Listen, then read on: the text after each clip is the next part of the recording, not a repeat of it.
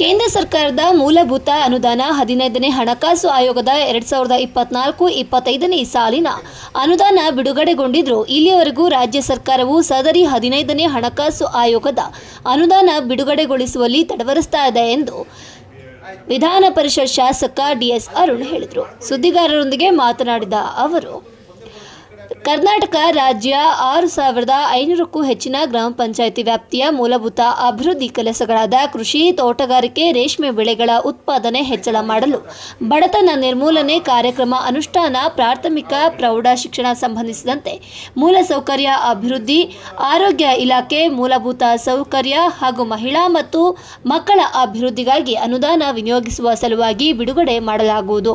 ಆದರೆ ರಾಜ್ಯ ಸರ್ಕಾರದ ಅಧಿಕಾರಿಗಳ ನಿರ್ಲಕ್ಷ್ಯದಿಂದ ಸದರಿ ಮೂಲ ಅನುದಾನ ಅನಿರ್ಬಂಧಿತ ಶೇಕಡ 40ರಷ್ಟು ಹಂಚಿಕೆಯನ್ನು ಉದಾಸೀನತೆಯಿಂದ ನಿರ್ಬಂಧಿತ ಅನುದಾನ ಹಂಚಿಕೆಯಲ್ಲಿ ಬದಲುಗೊಳಿಸಿ ಹಂಚಿಕೆ ಮಾಡಿ ಅನಿರ್ಬಂಧಿತ ಶೇಕಡ 40ರಷ್ಟು ಹಂಚಿಕೆ ಹಣದಿಂದ ಆಗಬೇಕಾಗಿರುವ ಗ್ರಾಮ ಪಂಚಾಯಿತಿಗಳ ಅಭಿವೃದ್ಧಿ ಕೆಲಸಗಳು ಸ್ಥಗಿತಗೊಳಿಸಿ ಈ ಬಗ್ಗೆ ಅಧಿಕಾರಿಗಳು ಯಾವುದೇ ಕ್ರಮ ವಹಿಸದೇ ಇರೋದು ಶೋಚನೀಯ ಸಂಗತಿಯಾಗಿದೆ ಎಂದರು.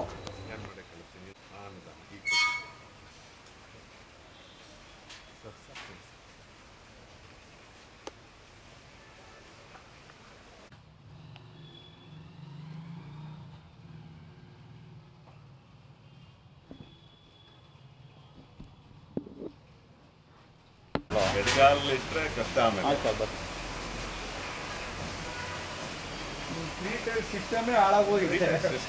ಒಂದು ಎಲೆಕ್ಷನ್ ಇದೊಂದು ಹೇಳ್ತೀರಾ ಸರ್, BC ಬ್ಯಾಕ್ವರ್ಡ್ OBCದು ಅದ್ರ ಬಗ್ಗೆ ಈಗ ಅದೇ ಒಂದು ಅಫಿಡವಿಟ್ ಹಾಕಿದ್ದಾರೆ ಹೈಕೋರ್ಟ್, ಮಹಾರಾಷ್ಟ್ರ ಹೈಕೋರ್ಟ್.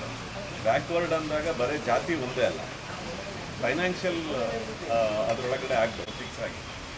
ಆ 8 ಲಕ್ಷಕ್ಕಿಂತ ಕಡಿಮೆ ಇರುವಂಥ ಸರ್ಟಿಫಿಕೇಟನ್ನು ಮಾಡಿಕೊಟ್ರೆ ಬ್ಯಾಕ್ವರ್ಡಲ್ಲೂ ಮುಂದಿನ ದಿನದಲ್ಲಿ ಆಗುತ್ತೆ ಅನ್ನೋವಂಥದ್ದು. ಅದೊಂದು ಅಡಿಷನಲ್ ಈಗ ಸರ್ಟಿಫಿಕೇಟ್ ಅಂತ ಗ್ರಾಮ ಪಂಚಾಯತಿಗಳಿಗೆ ಹೆಂಗೆ ಸಾಫ್ಟ್ವೇರ್ ಮುಖಾಂತರ ಆಮೇಲೆ ಕ್ಷೇತ್ರವಾರು ಡಿಲಿಮಿಟೇಷನ್ ಬೇರೆ ಆಗಬೇಕಲ್ಲ. ಅಲ್ಲ, ಸೆನ್ಸಸ್ ಆಗದೆ ಡಿಲಿಮಿಟೇಷನ್ ಮಾಡಲ್ಲ. ಸೆನ್ಸಸ್ಸನ್ನು ಮಾಡಿ ಚುನಾವಣೆಗೂ ಸೆನ್ಸಸ್ಸಿಗೆ ಸಂಬಂಧ ಇಲ್ಲ. ಸೆನ್ಸಸ್ಸನ್ನು ಮಾಡಿ ಅವ್ರದ್ದು ರಿಪೋರ್ಟ್ ಕೊಟ್ಟು ಡಿಲಿಮಿಟೇಷನ್ನು ಮತ್ತು ಹೆಚ್ಚುವರಿ ಮಾಡೋಕ್ಕೆ ಅವಕಾಶ ಇದೆ. 27 ಮಾಡಿ 28ಕ್ಕೆ ಎಲೆಕ್ಷನ್ನಿಗೆ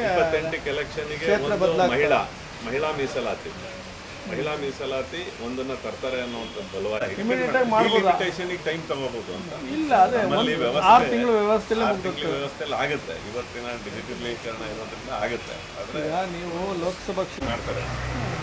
ನಮ್ದೀಗಾಗಲೇ 18 ಲಕ್ಷ ಇದ್ದೀವಿ. ಸೊ 10 ಲಕ್ಷಕ್ಕೆ ಮಾಡಿದಾಗ 543 ಇದ್ದಿದ್ದು 823 ಆಗುತ್ತೆ ಅನ್ನೋವಂಥದ್ದು. ಅದಕ್ಕೋಸ್ಕರ ಪಾರ್ಲಿಮೆಂಟು ಕಟ್ಟಿರೋದು. ಪಂಚಾಯತ್ನ ಮುಖ್ಯ ಕಾರ್ಯನಿರ್ವಹಣಾಧಿಕಾರಿ CO ಅವ್ರ ಹತ್ರ ಭೇಟಿ ಮಾಡಿ ರಾಜ್ಯ ಸರ್ಕಾರದ ವೈಫಲ್ಯತೆನೋ ಅಥವಾ ಅಧಿಕಾರಿಗಳ ನಿರ್ಲಕ್ಷ್ಯತೆನೋ ಇದ್ರ ಬಗ್ಗೆ ಒಂದಷ್ಟು ಗಮನವನ್ನು ಸೆಳೆಯಲಿಕ್ಕೆ ಬಂದಿದ್ದೆ. ಇಡೀ ರಾಜ್ಯದಲ್ಲಿ 6,500 ಗ್ರಾಮ ಪಂಚಾಯಿತಿಗಳಿದ್ದಾವೆ. 2024-25ನೇ ಸಾಲಿಗೆ ಕೇಂದ್ರ ಸರ್ಕಾರದ 15ನೇ ಹಣಕಾಸು ಭಾಗದಲ್ಲಿ ಎಲ್ಲ ಗ್ರಾಮ ಪಂಚಾಯತಿಗಳಿಗೆ ಅಲ್ಲಿಯ ಜನಸಂಖ್ಯೆಯ ಆಧಾರಿತವಾದಂತಹ ಅನುದಾನವನ್ನು ಬರುತ್ತೆ. 2 ನಿರ್ಬಂಧಿತ ಅನಿರ್ಬಂಧಿತ ಅನ್ನುವಂಥದ್ದು, ಟೈಡ್ ಮತ್ತು ಅನ್ಟೈಡ್ ಹೆಡ್ ಆಫ್ ಅಕೌಂಟಲ್ಲಿ 2 ರೀತಿಯಾದಂತಹ ಹಣವನ್ನು ಅಲ್ಲಿಯ ಅಭಿವೃದ್ಧಿ ಕಾರ್ಯಗಳಿಗೆ ಬರುತ್ತೆ. ಈ ರಾಜ್ಯ ಸರ್ಕಾರದಲ್ಲಿ ಇರುವಂಥ ಅಧಿಕಾರಿಗಳು ಮತ್ತು ನಮ್ಮ ಮಂತ್ರಿಗಳ ಬೇಜವಾಬ್ದಾರಿತನನೋ ರಾಜ್ಯ ಸರ್ಕಾರದಲ್ಲಿ ಕೆಲಸ ಮಾಡ್ತಿರೋಂಥ ಅಧಿಕಾರಿಗಳ ಮೇಲೆ ನಿಯಂತ್ರಣ ಇಲ್ವೋ ಗೊತ್ತಾಗ್ತಿಲ್ಲ. ಏನಂದರೆ 24-25ರ ಸಾಲಿನ ಎರಡನೆಯ ಕಂತಿನ ಹಣವನ್ನು ಕನಿಷ್ಠ ಸಣ್ಣ ಗ್ರಾಮ ಪಂಚಾಯಿತಿಗಳಿಗೂ ಕೂಡ ಒಂದು ಸುಮಾರು 2-3 ಲಕ್ಷ ರೂಪಾಯಿ ಬರುತ್ತೆ. ಆ ಎರಡನೆಯ ಕಂತು ಏನು ಬರಬೇಕಿತ್ತು ಅದು ಬರಲಿಲ್ಲ. ಯಾವ ಕಾರಣ ಅಂತ ಕೇಳಿದ್ರೆ ನಮಗೆ ಆಶ್ಚರ್ಯ ಆಗುತ್ತೆ. ಅವರು ಹೆಡ್ ಆಫ್ ಅಕೌಂಟಲ್ಲಿ ಟೈಡು ಮತ್ತು ಅನ್ಟೈಡಲ್ಲಿ ಬರಬೇಕಾಗುತ್ತೆ ದುಡ್ಡು. ಆ ಟೈಡು ಮತ್ತು ಅನ್ಟೈಡನ್ನು ಎರಡನ್ನೂ ಕೂಡ ಟೈಡ್ ಅಂತ ಎಂಟರ್ ಮಾಡಿರುವಂಥ ಒಬ್ಬ ಅಧಿಕಾರಿ ಅದನ್ನು ಸರಿಪಡಿಸ್ಲಿಕ್ಕೂ ಆಗದೇ ಇರುವಂಥ ಸ್ಥಿತಿಲಿ 2ನೇ ಕಂತು ಇಲ್ಲಿವರೆಗೂ ಬಂದಿಲ್ಲ. ಇಲ್ಲಿವರೆಗೂ 2ನೇ ಕಂತು ಗ್ರಾಮ ಪಂಚಾಯತಿಗಳಿಗೆ ಅಭಿವೃದ್ಧಿಗೆ ಮುಂಚೆನೇ ನಮ್ಮ ಈ ರಾಜ್ಯ ಸರ್ಕಾರ ಒಂದೇ 1 ರೂಪಾಯಿ ಅಭಿವೃದ್ಧಿಗೆ ಕೊಡ್ತಿಲ್ಲ. ಇದರ ಮಧ್ಯದಲ್ಲಿ ಬರಬೇಕಾಗಿರೋವಂಥ ಒಂದು ಗ್ರಾಮ ಪಂಚಾಯಿತಿಗಳಿಗೆ ಒಂದು ರೋಡನ್ನು ಸರಿಪಡಿಸ್ತೀವೋ ಅದನ್ನು ಏನೋ ಒಟ್ಟು ವ್ಯವಸ್ಥೆನ ರಿಪೇರಿ ಮಾಡೋಕ್ಕೆ ಇರುವಂಥದ್ದು ಆ ದುಡ್ಡು ಬರಬೇಕಾಗಿರೋವಂಥ ದುಡ್ಡನ್ನು ಕೂಡ ಇಲ್ಲಿವರೆಗೂ ಬಂದಿಲ್ಲ. ಹಾಗಾಗಿ ನಾನು CEO ಮುಖಾಂತರ ನಮ್ಮ ಪ್ರಿಯಾಂಕಾ ಖರ್ಗೆ ಅವರಿಗೂ ಕೇಳ್ಕೊತೀನಿ. ಅವ್ರಿಗೆ ಈಗಾಗಲೇ ಪತ್ರವನ್ನು ಕಳಿಸಿದ್ದೀನಿ. ಗ್ರಾಮ ಪಂಚಾಯತಿಗಳಿಗೆ ಶಕ್ತಿ ಕೊಡೋದು ಬರೀ ಬಾಯಿ ಮಾತಲ್ಲ, ನೀವು ಏನಾದರೂ ಮಾಡೋದೇ ಆದರೆ ಇದೆಲ್ಲ ಸರಿಪಡಿಸ್ಬೇಕು.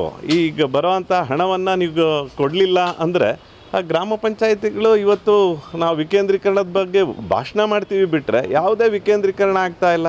ಅಲ್ಲಿಗೆ ಬರಬೇಕಾಗಿರೋ ಅನುದಾನ ಬರ್ತಾಯಿಲ್ಲ. ಕೇಂದ್ರ ಸರ್ಕಾರ ಕೊಟ್ಟಿರೋ ಹಣ ಈಗಾಗಲೇ ಅವರ ಹೆಡ್ ಆಫ್ ಅಕೌಂಟಲ್ಲಿ ಬಂದಾಗಿದೆ, ದುಡ್ಡು ಬಂದಾಗಿದೆ. ಆದರೆ ಅದನ್ನು ಕೊಡಬೇಕು ಅಂದರೆ ಅದು ಸರ್ ಟೈಡಲ್ಲಿದೆ, ಅದನ್ನು ಸರಿಪಡಿಸ್ಬೇಕು. ಎಷ್ಟು ದಿನ, ಎಷ್ಟು ತಿಂಗಳು? 24-25 ಈ ವರ್ಷದ ನಾನು ಕೇಳ್ತಾನೆ ಇಲ್ಲ. ಇನ್ನು 24-25 ಸಾಲಿನ ಹಣನೇ ಇನ್ನು ಬರದೇ ಇರೋವಂಥದ್ದು ಇದೊಂದು ಸರ್ಕಾರದ ಒಂದು ದೌರ್ಬಲ್ಯ, ಅದು ವೈಫಲ್ಯ ಮತ್ತು ನಿಯಂತ್ರಣ ಇಲ್ಲದೆ ಇರುವಂಥ ಈ RDPR ಇವತ್ತು ಹಾಳಾಗ್ತಾ ಇದೆ. ಮಾನ್ಯ ಸಚಿವರು ಇದನ್ನು ತಕ್ಷಣ ಗಮನಕ್ಕೆ ತರಬೇಕು. ಬರೋವಂಥ ಗ್ರಾಮ ಪಂಚಾಯತಿಗಳಿಗೆ ಅನುದಾನ ತಕ್ಷಣ ಬಿಡುಗಡೆ ಮಾಡಬೇಕು ಅಂತ ತಮ್ಮ ಮೂಲಕ ಕೇಳ್ಕೊತೀನಿ. ಹಾಂ ಆಗುತ್ತಾ?